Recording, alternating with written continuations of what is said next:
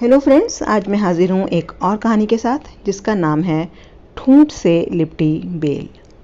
रूपा के ऑफिस में पांव रखते ही सबकी नज़रें एक बारगी उसकी ओर उठ गई और तुरंत फिर सब अपने अपने काम में व्यस्त हो गए। सबकी नज़रों में छिपा कौतूहल दूर अपनी मेज़ पर बैठे मैंने देख लिया था। मेरे पास से निकलकर अपनी मेज़ तक जाते रूपा ने मेरे कंधे पर हल्के हाथ से दबाव देकर कहा, हेलो स्वीटी। उसकी इस शरारत पर मैं भी मुस्कुरा दी। रूपा में आया परिवर्तन मुझे भी दिखाई पड़ रहा था, पर मैं चाहती थी कि वह खुद ही खुले। मैं जानती थी वह अधिक दिनों तक अपना कोई भी सुख दुख मुझसे छिपा नहीं सकती थी। हमेशा बुझी बुझी और उदास रहने वाली रूपा को मैं वर्षों से जानती थी। उसे किसी ने हंसते चहकते शायद ही कभी देखा हो। हंसने खुश रहने के लिए उसके पास था ही क्या। छोटी उम्र में माँ का साया उठ गया था। माँ के रहने का दुख शायद कभी भुलाया भी नहीं जा सकता, पर जिस हालत में माँ मरी थी वह भुलाना थोड़ा मुश्किल था। शराबी बाप के अत्याचारों से माँ बेटी हमेशा पीड़ित रहती थी। माँ स्कूल में पढ़ाती थी और जो तनख्वाह मिलती उससे तो पिताजी की पूरे महीने की शराब भी मुश्किल से चलती थी। पैसे ना मिलने के कारण रूपा के पिता रतनलाल घर का कोई भी सामान उठाकर बेच आते थे। ज़रा सा भी विरोध उन्हें आक्रामक बना देता था। माँ बेटी को रुई की तरह धुन देते थे। धीरे धीरे रूपा की माँ भूख, तनाव और मारपीट सहते सहते एक दिन चुपचाप बिना चीखे चिल्लाए चल बसी। उस वक्त रूपा 9वीं क्लास में पढ़ती थी। बिना माँ की किशोर होती बेटी को एक दिन मौसी आकर अपने साथ ले गई। मौसी तो अच्छी थी, पर उनके बच्चों को रूपा फूटी आंख न भाई। मौसी के घर की पूरी जिम्मेदारी धीरे धीरे रूपा पर आ गई। किसी तरह वहीं रहकर रूपा ने ग्रेजुएशन किया। ग्रेजुएशन करते ही रतनलाल आधम के और सबके विरोध के बावजूद रूपा को अपने साथ ले गए। इतने दिनों बाद उनकी ममता उमड़ने का कारण जल्दी ही रूपा की समझ में आ गया था। उन्होंने उसके लिए एक नौकरी का प्रबंध कर रखा था। रूपा की नौकरी लगने के बाद कुछ दिनों तक तो रतनलाल थोड़े थोड़े करके शराब के लिए पैसे ऐंठते रहे। फिर धीरे धीरे उनकी मांग बढ़ती गई। पैसे न मिलने पर चीखते चिल्लाते और गालियां बकते थे। रूपा 2-3 साड़ियों को साफ सुथरा रखकर किसी तरह अपना काम चलाती। चेहरे पर मेघ छाए रहते। सारे सहयोगी उसकी ज़िंदगी से परिचित थे। सभी का व्यवहार उससे अच्छा था। लंच में चाय तक के लिए उसके पास पैसे न रहते। मैं कभी कभार ही चाय नाश्ते के लिए उसे राज़ी कर पाती। पूछने पर वह अपनी परेशानियां मुझे बता भी देती थी। इधर करीब महीने भर से रूपा में एक खास परिवर्तन आया था, जो तुरंत सबकी नज़रों ने पकड़ लिया था। 33 साल की नीरस जिंदगी में शायद पहली बार उसने ढंग से बाल संवारे थे। उदास होठों पर एक मदहोश करने वाली मुस्कुराहट थी। आंखें भी जैसे छलकता जाम हों। मैंने सोचा शायद आजकल रूपा के पिता सुधर रहे हों। यह सब इसी कारण हो।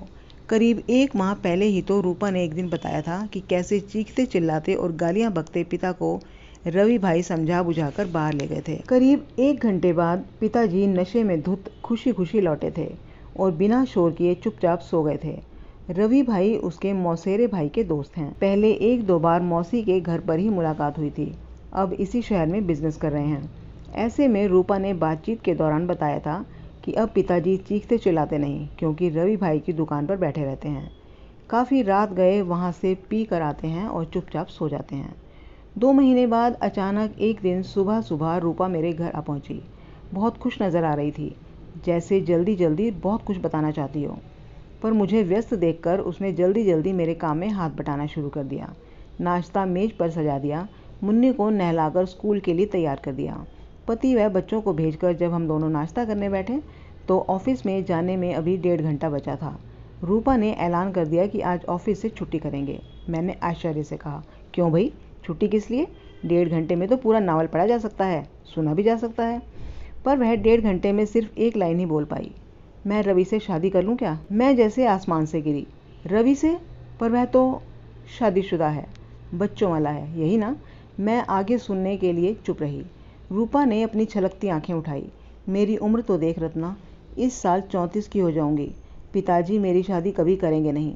उन्होंने तो आज तक एक बार भी नहीं कहा कि रूपा के हाथ पीले करने हैं। मुझे एक घर चाहिए रत्ना। रवि मुझे बहुत चाहते हैं, मेरा बहुत ख्याल रखती हैं। आजकल रवि के कारण पिताजी उधम भी नहीं मचाते। रवि के कारण ही मैं चैन की सांस ले पाई हूँ। शादी के बाद मैं रवि के पास रहूँगी, पिताजी यहाँ अकेले रहें और चीखें चिल्लाएं।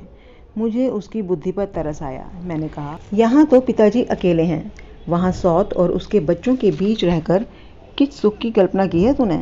ज़रा मैं भी तो सुनूं। उसने मेरे गले में बाहें डाल दी। ओह रत्ना, तुम समझती क्यों नहीं? वहाँ मेरे साथ रवि हैं, फिर मुझे नौकरी करने की भी ज़रूरत नहीं। रवि की पत्नी बिल्कुल बदसूरत और देहाती है। रवि मेरे बिना रह ही नहीं सकते। इसके बाद की घटनाएं बड़ी तेज़ी से घटीं। रूपा से तो मुलाकात नहीं हुई, बस उसकी 1 महीने की छुट्टी की अर्जी ऑफिस में मैंने देखी। एक दिन सुना दोनों ने कहीं दूसरी जगह जाकर कोर्ट मैरिज कर ली है। इस बीच मुझे दूसरी जगह अच्छी नौकरी मिल गई, जहां मेरा ऑफिस था। वहां से बच्चों का स्कूल भी पास था, इसलिए मेरे पति ने भाग दौड़ कर उसी इलाके में मकान का इंतज़ाम भी कर लिया था। इस भागम भाग में मुझे रूपा के बारे में उठती छिटपुट खबरें ही मिली थी कि रूपा इसी ऑफिस में नौकरी कर रही है। फिर सुना रूपा एक बेटी की माँ बन गई है। एक शहर में रहते हुए भी हमारी मुलाकात एक शादी में 10 साल बाद हुई। करीब 9 साल की बेटी थी उसके साथ। देखते ही आकर लिपट गई। मैंने पूछा, रवि नहीं आए? ठंडा सा जवाब था रूपा का, उन्हें अपने काम से फुर्सत कहाँ है। रूपा का कुमलाया चेहरा यह कहते और बेजान हो गया था। उसकी बेटी का उदास चेहरा भी झुक गया। मैंने पूछा, रूपा, तुम्हारे पिताजी आजकल कैसे हैं? वैसे ही जैसे थे, वह बोली। कहाँ रहते हैं? मैंने पूछा।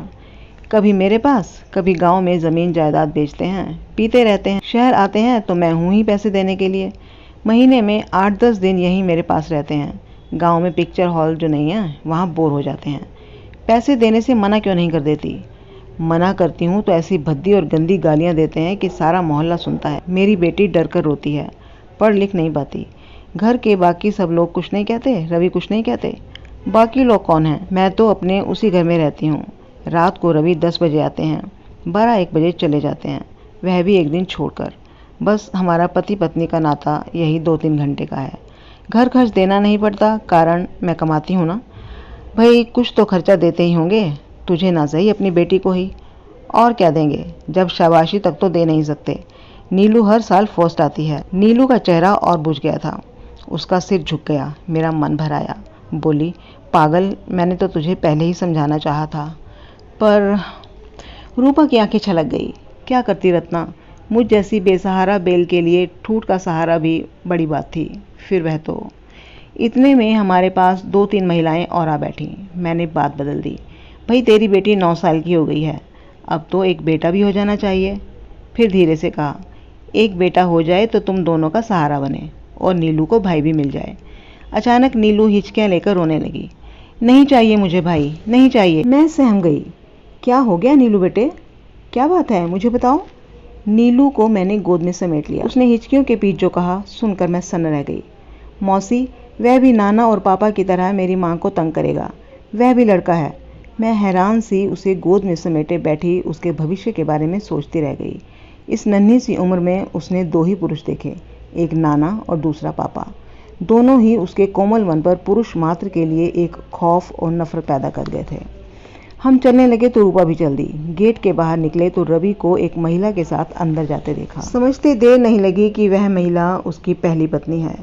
सेठानियों जैसी गर्वीली चाल, कमर से लटकता चाबियों का गुच्छा और जेवरों से लदी उस अनपढ़ सांवली के चेहरे की चमक के सामने रूपा का गोरा रंग, सुंदर देह, खूबसूरत नाकनक्श, कुम्हलाया सा चेहरा फीका पड़ गया था। एक के चेहरे पर पत्नी के अधिकारों की चमक थी तो दूसरी का चेहरा अपमान और अवहेलना से बुझा हुआ। मैं नहीं चाहती थी कि रूपा और नीलू की नज़र भी उन पर पड़े, इसलिए मैंने जल्दी से कार का दरवाज़ा खोला और उन्हें पहले अंदर बिठा दिया। तो दोस्तों, कैसी लगी ये कहानी कमेंट बॉक्स में ज़रूर बताइएगा। फिर मिलते हैं एक और कहानी के साथ। Thank you. वैसे मेरा तो मानना है कि ऐसे आदमी को दोनों औरतों को ही छोड़ देना चाहिए था। आपका क्या कहना है इस बारे में?